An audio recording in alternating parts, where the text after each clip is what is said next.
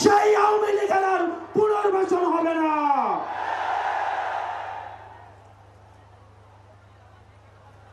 প্রিয় সংগ্রামী সহযোদ্ধা, অত্যন্ত পরিতাপের বিষয়, আজকে 8 মাস পরে এসেও আমাদের দেশের অনেক রাজনৈতিক দল, অনেক রাজনীতিবিদ আমাদেরকে বারবার করে মনে করিয়ে দেয় আওয়ামী লীগ নাকি রাজনৈতিক দল, এবং এই রাজনৈতিক দল নিয়ে সিদ্ধান্ত আসার এখতিয়ার নাকি তাদের নেই।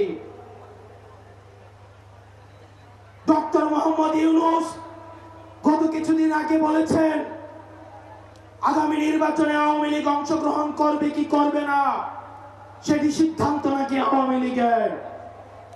ডক্টর মোহাম্মদ ইউনূস, আপনি ভুলে যাবেন না আমরা আপনাকে ক্ষমতায় বসিয়েছি।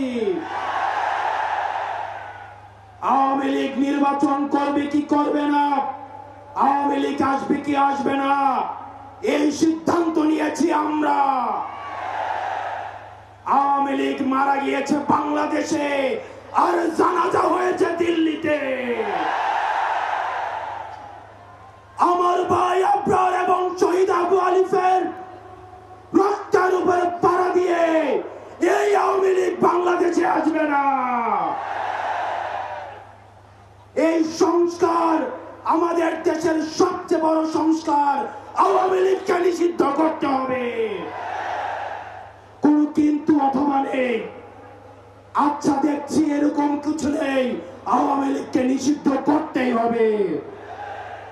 আপনারা ভুলে গেলে চলবে না, আওয়ামী লীগ কোন রাজনৈতিক দল নয়। ৭১ পরবর্তী সময়ে আপনারা দেখেছেন শেখ মুজিব সর্বপ্রথম বাকশাল কায়েম করে গণতন্ত্রকে গলা টিপে হত্যা করেছে। এই বাকশালী দিয়ে ৩০,০০০ জাসদ কর্মীকে হত্যা করে সারা বাংলাদেশে কসাইতন্ত্র কায়েম করেছে।